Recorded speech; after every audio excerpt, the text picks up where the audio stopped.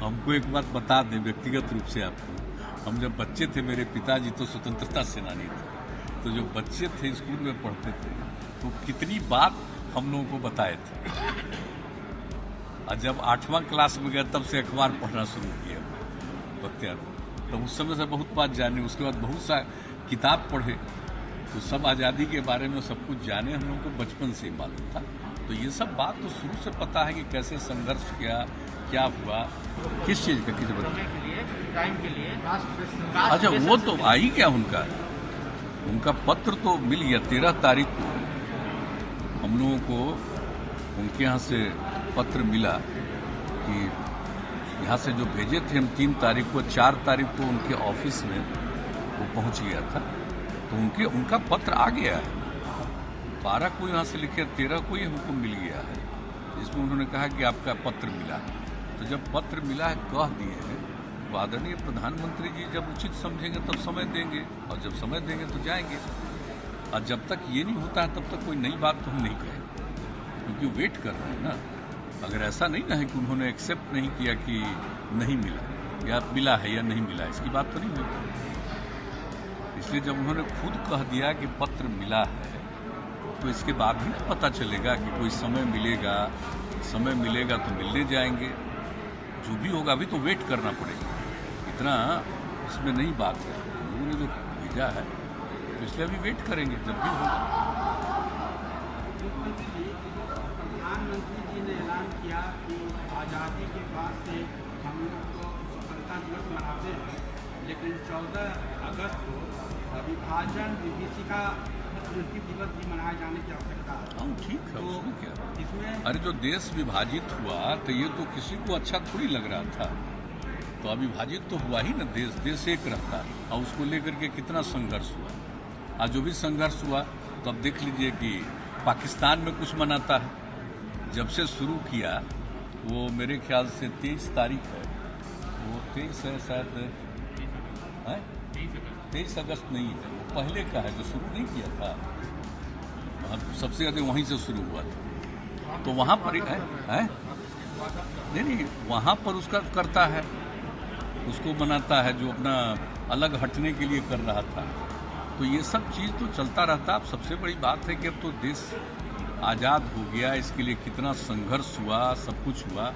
तो जो आज़ादी मिली है देश की, अब तो 75वां साल है, और इस बीच में तो अब सबको मिल कर के काम करना है, कर ही रहे हैं, और देश को आगे बढ़ाना है। देश का विकास हो रहा है, जो पिछड़ा इलाका है उसका विकास होगा, सब लोगों का विकास होगा, समाज के कमज़ोर तबके का उत्थान होगा, आपस में प्रेम का, भाईचारे का, सद्भावना का वातावरण होना चाहिए। सब तो चलता है, ये हम लोगों का है ही। और इन्होंने सोचा है कि उस दिन बंटा था तो करेंगे, तो ये तो एक है ही है। शुरुआती दौर से इस सब बात पर तो कोई खास चर्चा नहीं हुई थी, अभी चर्चा कर रहे हैं। तो सवाल यहाँ पर ये है कि वो जो भाव है, तो क्या कुछ अलग एजेंडा है कि भाव को खड़ा किया जाए? अभी हम नहीं कर सकते इसके बारे में कोई आइडिया। हमको एक बात बता दें व्यक्तिगत रूप से आपको, हम जब बच्चे थे, मेरे पिताजी तो स्वतंत्रता सेनानी थे, तो जो बच्चे थे स्कूल में पढ़ते थे तो कितनी बात हम लोगों को बताए थे। और जब 8वां क्लास में गया तब से अखबार पढ़ना शुरू किया बख्तियार, तो उस समय से बहुत बात जाने। उसके बाद बहुत सा किताब पढ़े तो सब आज़ादी के बारे में सब कुछ जाने, हम लोगों को बचपन से ही मालूम था। तो ये सब बात तो शुरू से पता है कि कैसे संघर्ष किया, क्या हुआ, तो उसको लेकर के तो चर्चा होती है। उसके बाद अब तो अलग हो गया। बापू कहाँ चाहते थे?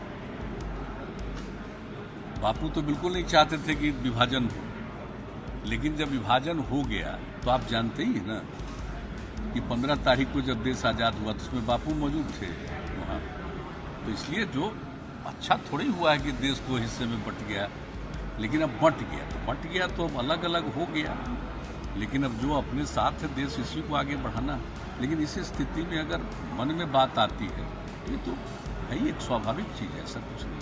इसलिए थोड़ा आश्चर्य है कि वाजपेयी जी प्रधानमंत्री रहे, आप उस समय सरकार में मंत्री भी रहे, जनता पार्टी की भी सरकार रही, तो अभी ये 2014 से प्रधानमंत्री हैं नरेंद्र मोदी जी, तो इतना दिन के बाद अभी पॉलिटिकल सेंसिटिव आगे हो रहा है, तो कई भाव खड़ा करने की कोशिश और उसको पॉलिटिकल। अरे इससे कुछ नहीं होगा, ऐसा कुछ नहीं है। तो एक भावना होती है, किन्हीं के मन में आज भावना आई है तो बोल रहे हैं, लेकिन इससे क्या होना है, इससे कुछ तो और सबको मालूम है, नई पीढ़ी को भी मालूम हो जाएगा कि देश टुकड़े में बंटा, तो ये कोई ऐसा कोई बात नहीं। इसलिए इस पर कोई कमेंट क्या करना है। जानते तो सब लोग हैं, हम लोग सब जानते हैं। अब इस बात को लेकर के उन्होंने इसकी चर्चा की तो नई पीढ़ी के लोग जानेंगे कि देश बंट गया, नहीं तो बहुत लोग जानेगा ही नहीं कि देश टुकड़ों में बंटा। तो इसलिए सब चीज़ को बताते रहना चाहिए नई पीढ़ी के लोग। और जो भी संघर्ष हुआ, कितना हुआ, सब कुछ तो देश आज़ाद हुआ तो बापू के नेतृत्व में हुआ है ना अक्टूबर में, लेकिन उनकी जो चाहत थी वो पूरा नहीं हुआ। और आप जानते हैं उनकी तो हत्या भी कर दी गई। उन्होंने क्या कहा, बंट भी गया तो कहा कि जो दूसरा हिस्सा चला गया है भाई, अब चला गया तो ठीक नहीं हुआ, लेकिन चला गया तो उसको भी सहयोग मिल जाना चाहिए कोई भी चीज़ में। अब उनकी हत्या हो गई तो देखिए देश कितना इससे नाराज हुआ। तो कई तरह की चीज़ें हैं, सब चीज़ों की चर्चा होती रहती है और होनी चाहिए, नई पीढ़ी को मालूम होना चाहिए। इसलिए इनसे कोई ऐसी कोई खास बात नहीं। और अब जब पत्र आ ही गया है कि पत्र को रिसीव करते हुए कि मिला है, तब उम्मीद है कि समय मिलेगा तो जाकर के बात करेंगे और फिर निर्णय तो सरकार को लेगा, केंद्र सरकार को लेगा। उसका क्या होगा हम लोग बातचीत करेंगे। अभी कहते हैं हम लोगों को खुद ही करना चाहिए। अरे भाई, तो जब तक प्रधानमंत्री जी से बात हो जाएगी और कोई चीज़ सामने आएगा तब ना आपस में बैठ करके हम लोग बातचीत करेंगे कि एक ही दिन में हम लोग कह देंगे कि राज्य में अपने कर। पहले तो हम कह चुके हैं, कई राज्यों ने पहले भी किया। तो अगर करना होगा तो आपस में बातचीत करेंगे ना, और जब निर्णय लेंगे तो सर्वसम्मति से निर्णय लेकर के काम होगा। वो तो आगे की बात है, वो तो दूसरी बात है। लेकिन अभी तो हम लोग चाहते हैं कि पूरा हो ही जाए जातिगत आधारित जनगणना, तो इसके लिए बात करेंगे। अब जो भी होता है तो फैसला तो केंद्र सरकार को लेना है ना। एक बार कराया जा चुका है 2011 में, तो कराने में 2011 में अलग से कराया था, अलग से वो किया था, तो वो तो अलग से किया, लेकिन उसका रिपोर्ट ठीक नहीं आया, वो प्रकाशित ही नहीं, प्रसारित ही नहीं। हम लोग तो उसके लिए भी बहुत बीच में किए थे कि एक बार हुआ था, अगर 11 से 13 के बीच में, तो उसका तो नहीं आ पाया, कुछ ही आ नहीं पाया कि किसका कहाँ पर क्या पॉपुलेशन, तो एक अलग विषय है। लेकिन एक बार अगर जनगणना हो जाती है तो बहुत अच्छा होगा। तो अब देखने की बात है, बातचीत होगी तो सब लोग अपनी बात रखेंगे। अरे भाई, तो हम लोग अगर होपफुल नहीं रहे तो इस बात को कहीं क्यों कहते? आप तो हम शुरू से कितना बार कहानी अपना बता दिए कि जब हम लोगों को पहले थोड़ी ये बात है, तो 90 में न जाने जब केंद्र सरकार में थे तो उसी समय ये बात हुई, तो सब लोगों से चर्चा की, उसी समय से हम लोग इस बात को कहते हैं। तो हम लोगों के जो नेता थे सब लोग कहे कि नहीं ठीक, तो उसके बाद से सब दिन बोलते हैं ये हो जाएगा। देखिए बहुत अच्छा होगा, किसी का नुकसान नहीं, सबको फायदा होगा, ये तुम बराबर करते हो। एक बार अगर जानकारी हो जाएगी ना अलग अलग जातियों की पूरी, तो आप उनके संरक्षण के लिए, उनको और आगे बढ़ाने के लिए और बेहतर काम करेंगे। तो ये सब बहुत अच्छा है जो मन में है सरकार के स्तर पर, ऐसे भी हो कि कास्ट सेंसस हो गया, नया डेटा आएगा तो हो सकता है कि जो 50% रिजर्वेशन लिमिट है तो और आगे रिजर्वेशन के लिए भी मांग उठेगी। चाहे नहीं बेटे, एक बार हो जाएगा तभी ना आएगा। देखिए, सबके विकास के लिए जो जरूरी चीज होगी, एक बार आंकड़ा आ जाएगा तभी न बात होगी, तब तो और बहुत अच्छे ढंग से न बात होगी, एक एक चीज मालूम हो जाएगा। तो इसलिए पूरे चीज को ध्यान में रखते हुए सबके विकास के लिए, सबके उत्थान के लिए, तो यही चीज है, इसलिए ये बात की है। और देखिएगा ऑलमोस्ट सब लोगों के मन में ये सब बात है, लेकिन क्या होना है उसके बाद बात है। हम लोगों को भी अवसर मिलेगा तो हम लोग बातचीत करेंगे। ठीक, पार्टी की बात अगर किया जाए तो अभी देखा जा रहा है कि सब जगह नेता लोग शक्ति परीक्षण में लगे हुए हैं। नहीं, सब फालतू बातें, बेकार बात। जेडीयू में कोई चीज शक्ति परीक्षण करेगा, बेकार चीज है। अरे कोई अध्यक्ष बने, राष्ट्रीय अध्यक्ष बने नए, तो उनका स्वागत किया। कोई केंद्र में मंत्री बने तब पार्टी का लोग उनका स्वागत कर रहा, ये सब कोई बात नहीं। ये भ्रम हमको देख करके कभी कभी एक आध हम अखबार में देखे तो हमको तो हंसी आती है, सब कोई चीज होता है। लेकिन ये अरे वो सब क्या करिएगा, ये सब का कोई मतलब नहीं। ना ऐसा कुछ, ये सब आप जान लीजिए, ये सब कुछ नहीं, ऐसी कोई बात नहीं। ये सब चीज तो नेचुरल होता है ना, किसी को सम्मान मिला तो उनकी इज्जत करना, किन्हीं को जिम्मेवारी मिली तो उनको इज्जत करना, ये सब चीज़ें। ऐसा कुछ नहीं है कि कोई मतभेद है, कोई ये ऐसा क्या के लिए मतभेद है, जरा बताइए तो। हम ही न थे जी प्रेसिडेंट, हम ही आरसीपी सिंह को बना दिए।